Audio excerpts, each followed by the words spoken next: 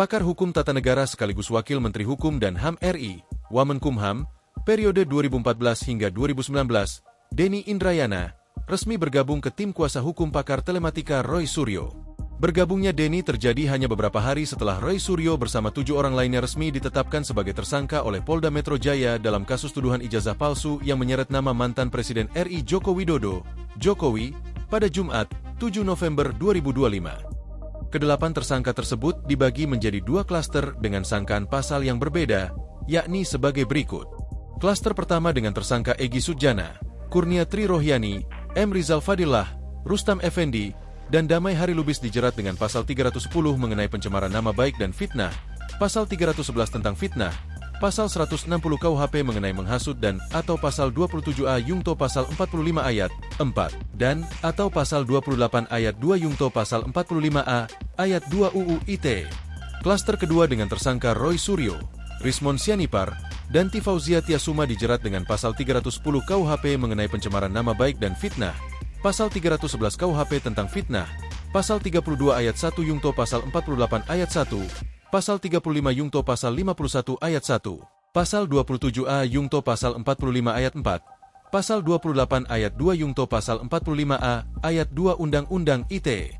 Pasal UU ITE yang dijeratkan pada 2 klaster tersebut berkaitan dengan mengubah, manipulasi, menghasut, mengajak hingga menyebarkan informasi yang bertujuan menimbulkan kebencian, serta menyerang orang dengan cara menuduh.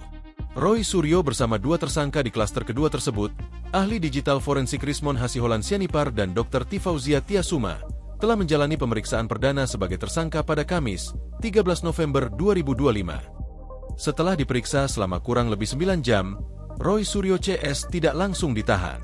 Tak lama setelah pemeriksaan Roy Suryo pada Kamis kemarin, Denny Indrayana telah menyatakan dirinya masuk jajaran tim kuasa hukum mantan Menteri Pemuda dan Olahraga RI, Menpora, tersebut.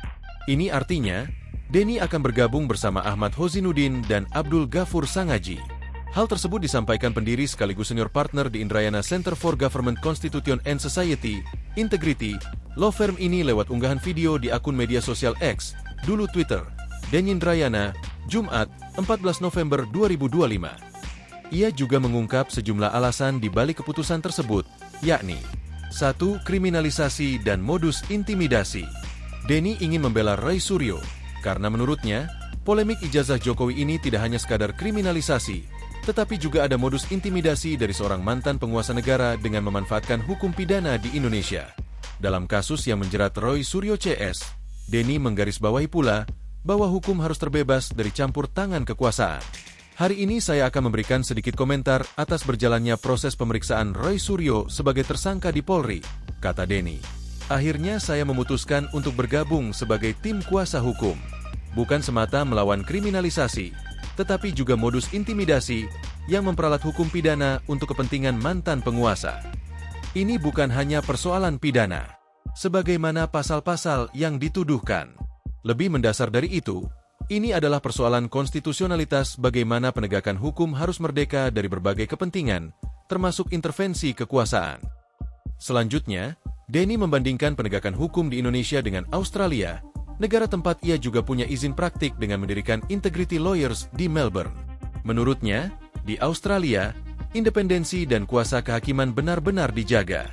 Sementara, di Indonesia, yang menurutnya tidak demokratis, indikasi pelanggaran terhadap independensi kekuasaan kehakiman justru banyak. Di negara Australia, alhamdulillah, saya punya izin praktik, sehingga saya bisa membandingkan bagaimana penegakan hukum di 2 negara. Di negara yang lebih demokratis seperti Australia, kemandirian, kemerdekaan, kekuasaan kehakiman adalah prinsip yang dijaga dengan sangat teguh, ujar Denny. Di negara yang lebih tidak demokratis, di negara Konoha, nama negara di serial anime Naruto Shippuden yang dijadikan sebagai sindiran terhadap Indonesia. Misalnya, persoalan kemandirian dan kemerdekaan kekuasaan kehakiman ini adalah suatu hal yang sekarang sangat dilanggar. 2. Menghalau intervensi kekuasaan bungkam warga yang kritis. Denny menilai, kasus yang menjerat Roy Suryo CS bukan semata soal keabsahan ijazah Jokowi. Namun, ada isu konstitusional yang melandasinya. Dan saya berpendapat, persoalan tersangkanya Roy Suryo dan kawan-kawan bukan semata masalah ijazah palsu mantan Presiden Jokowi atau hanya pidana, tutur Denny. Lebih dari itu, adalah isu konstitusionalitas yang harus sama-sama kita hormati jika ingin menjadi bangsa yang besar. Keputusan bergabung dengan tim kuasa hukum Roy Suryo, kata Denny, karena dirinya ingin menghalau potensi intervensi kekuasaan untuk membungkam kritik dalam kasus tersebut. Saya memutuskan menjadi kuasa hukum karena ingin menegaskan bahwa tidak boleh ada penggunaan kekuasaan untuk membungkam sikap kritis dari orang-orang bahkan jika berhadapan dengan mantan presiden sekalipun, ujar Denny. Untuk itu, saya ingin menambahkan dari perspektif hukum tata negara, bidang yang saya geluti, politik hukum, bagaimana relasi kekuasaan dengan hukum tanpa mengesampingkan isu-isu hukum-hukum pidananya. 3. Kelanjutan tindakan Jokowi yang merusak tatanan demokrasi. Lebih lanjut, Denny menilai, penetapan tersangka Roy Suryo adalah bagian dari kelakuan Jokowi yang sudah merusak tatanan demokrasi di Indonesia sejak pemilihan presiden atau Pilpres 2024. Karena mantan Presiden Jokowi telah menunjukkan bagaimana dia merusak tatanan demokrasi terutama saat masa akhir jabatannya. Cawe-cawe dalam Pilpres 2024, papar Denny.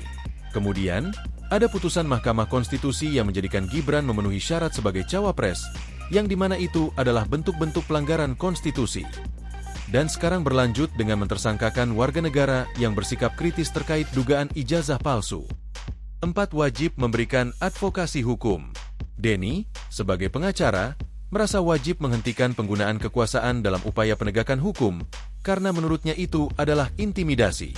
Karena itu saya merasa wajib melakukan langkah advokasi hukum, untuk menegaskan tidak boleh penggunaan kekuasaan menentukan arah penegakan hukum, kata Denny. Terlebih hukum pidana. Hukum yang bisa membuat orang dipenjarakan. Hukum yang bisa membatasi HAM. Dalam konteks itu, penggunaan hukum pidana adalah alat intimidasi yang harus dilawan. 5. Desak Jokowi tunjukkan ijazah. Pria kelahiran Kota Baru, Kalimantan Selatan 11 Desember 1972 ini menjelaskan, Jokowi sebagai mantan presiden tidak boleh melaporkan warga yang ingin memastikan keabsahan ijazahnya. Apalagi, ijazah adalah dokumen publik, bukan bersifat rahasia atau mengandung informasi sensitif. Ia menegaskan, Jokowi justru harus bersikap negarawan dengan menunjukkan ijazahnya. Tidak boleh siapapun, termasuk mantan presiden sekalipun, melaporkan orang yang ingin membuka kebenaran dokumen publik, dalam hal ini ijazahnya Jokowi kepada halayak, tegas Denny. Justru seharusnya, yang sudah lama kita tunggu, Jokowi harusnya dengan gentleman menunjukkan ijazahnya. Download Tribun X sekarang. Menghadirkan lokal menjadi Indonesia.